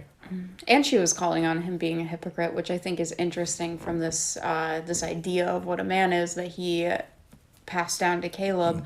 Caleb's, you know, his take on that was if his sister is going to get sold off, he has to do something to prevent it. Whereas the father, who he got these ideals from, did not do that. yeah, again, it really so many shortcomings of this way of thinking, right? Because if you are always thinking that God is testing you in some way, right? It's like in Caleb's mind, he hears this, right? And from his phenomenology, it's like, oh, God has just put this test upon me where I must save my sister and I must do everything within my proto-manly power to be able to save her. And Proto-manly. yeah, and it's like, and God will keep me safe as I ride my horse, you know what I mean? And because I am actively doing the right thing.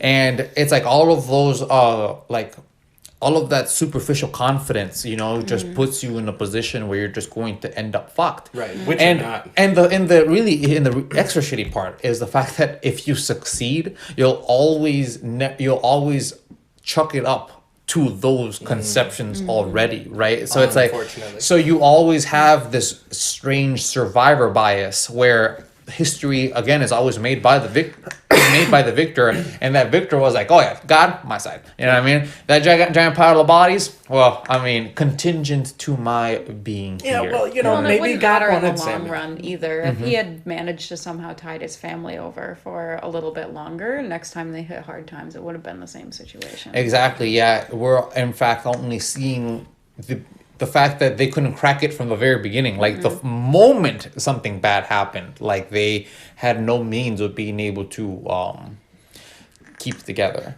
And in fact, I do believe now the more I'm thinking about it from the perspective of him having been a ex-preacher, you know, or some sort of like Potentially, yeah. pastor or something like that, right? And a failed one at that, because for the most part, right, when you were a pastor of that sort of situation where you're being more apocalyptic than most, right, you're trying to create your own congregation and flock and being like, well, these people are obviously sinners and you're trying to be better than them, so you should follow me. So you would imagine that if he actually were successful, even at the trade that he would have, like, that he thought that he was good at, there would have been a clique of people that would have gone with him. You know what I mean? Like 3-4 extra Yeah, families someone would have alongside and be like, yeah, dude, like these guys just a bunch of bitches. You know what I mean? Like they don't really want to follow Jesus' law. Like, you know, like somebody would have been down for him. Yeah. But he was on his own. So like he managed to be able to convince no one when it came to even the zealotry of how he was, you know, running it. There was If that is the case. even in that intro Well, scene, his there was opinion either way, even if he wasn't a preacher. yeah. There when Right, even if he was a blacksmith, right? Imagine if he was a zealous blacksmith, and then everyone. I mean, I would find that to be even more interesting. Being like, okay, well, this guy's got an established trade, right? He is important in the village in a particular way, and he's willing to compromise his position because of his beliefs.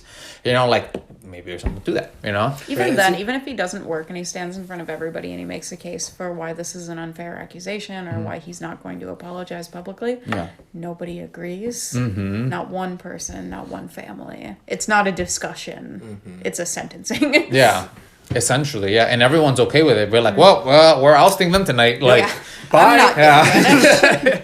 I did think it was See you never. interesting that when they're talking about, and maybe I forgot something, but I don't think so, that when they're talking about selling off Thomasin to benefit the family, they don't, even though they would be selling her out of this very dire situation, it's not really brought up that they would be saving her in any way or how it might positively affect her. Well, they said that they were willing to give her to good people, right? That was how their kind. Yeah, that was essentially their big. I think they were meaning rich people. Yeah, right. Established. Yeah, that's essentially the well again, right, from their would benefit perspective, them it's like the they're most. starving, right? So the only other kind of people that there are people that aren't actively starving right now. Like, sure, like maybe they would psychologically abuse my daughter, but I mean, my wife is already psychologically abusing her here. You know what I mean? So it's like psychologically, there's twins. Yeah. I got. So it's like, if anything, at least there's a rift, a depersonalization. If some rich bitch decides to be mean to you, be like, well, I mean, at least it's not my own fucking mom. You know what I mean? Yeah. Actively calling me a fucking whore. You Yeah. know, like that is a far bigger thing to try to get over than, you know, some random lady who just Yeah. happens to pretend to be a good person. And a thief, that always blows me away, how she accuses Thomasin of taking the silver chalice. To where? They're out in the middle of nowhere. Right. It's And for only why? a trinket out here. She can't get anywhere to sell it. It would only, the only intention would be to torment her mother. The only person that could have taken it for an actual reason would have been the father, but she never considers that. No, because she's already more than willing to want to have it be in the situation Yeah, where she wants it to be her. Thomasin is this ungrateful little bitch who is apparently like actively trying to spoil things all over the place, you know. Yeah.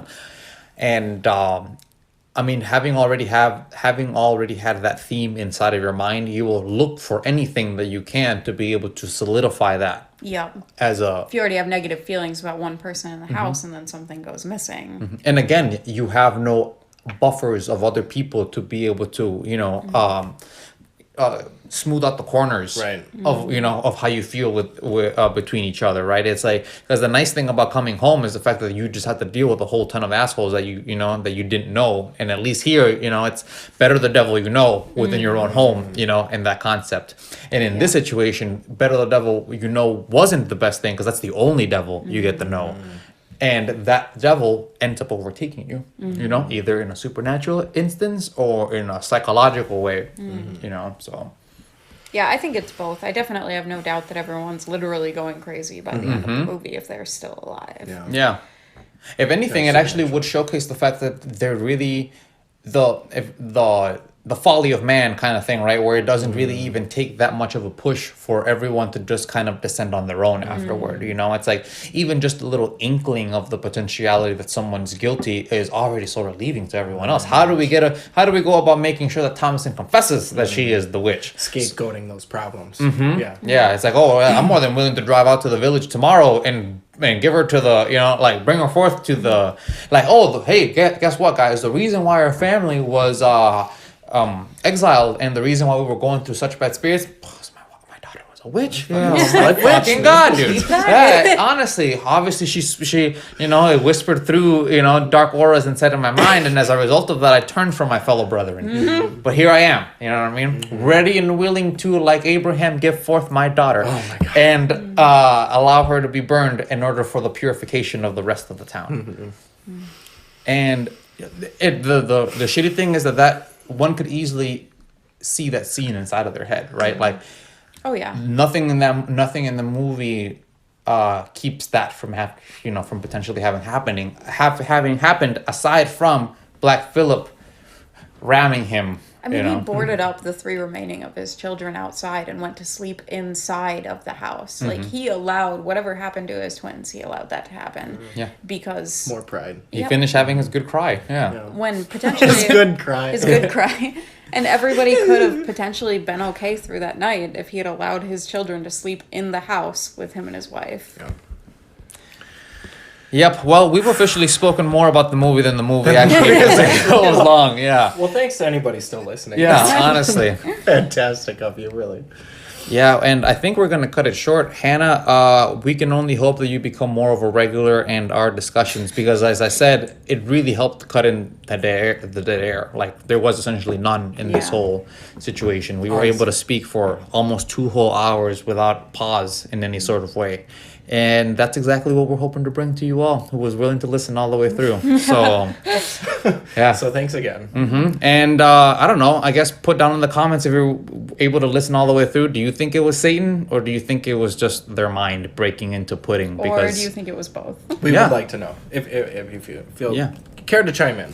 I mean, I would imagine, right, that if you were a supernatural being who had no corporeality and the only means to be able to mess with people would be through a psychological bent, you'd have to just get really, really good at just doing that, right? Just making people believe that they see what you think they'll see. And That's the Satan that I want to see in movies. That's exactly the idea. Yeah. Yeah, that's why I like it. That's well, there you go. More of that, Satan, please. more, more, please. All right, and with that, we leave you all with a good day and good night. Good night.